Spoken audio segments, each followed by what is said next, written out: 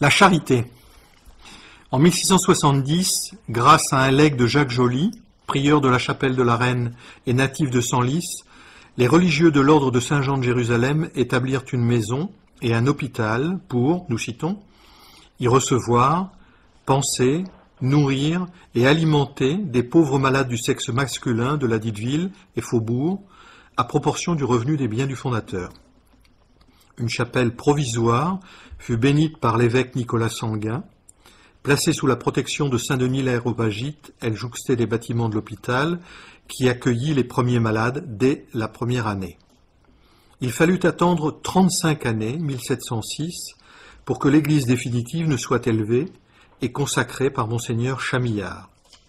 Mais présentant de graves défauts et menaçant ruine, elle dut être détruite en 1712, à l'exception notable du portail. On la rebâtit en 1715 sur les plans d'un religieux de l'ordre, François-Xavier Constant.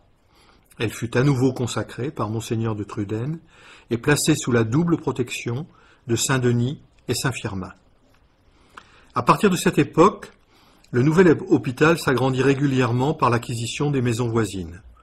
On éleva un long pavillon dit de la Force, destiné à l'enfermement et au traitement des aliénés, ainsi qu'un grand bâtiment ouvrant sur la rue Neuve.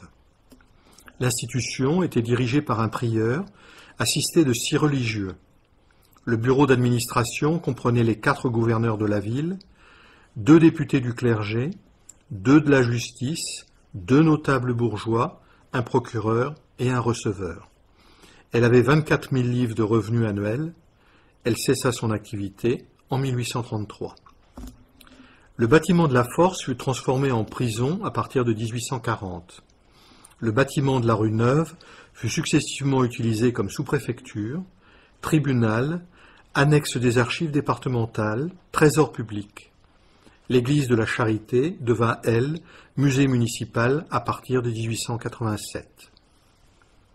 Le 2 septembre 1914, jour de l'entrée des Allemands dans Senlis, le palais de justice et la sous-préfecture furent incendiés en représailles, comme beaucoup de maisons de la rue de la République. Le maire, Eugène Audan et 6 otages seront fusillés le même jour à Chamans. En 1935, le peintre et affichiste Charles-Jean Allot, conservateur des musées de la ville, installe les collections du musée de la Vénerie dans l'église de la Charité, puis les transfère en 1958 dans l'ancien logis du prieur de Saint-Maurice au Château Royal.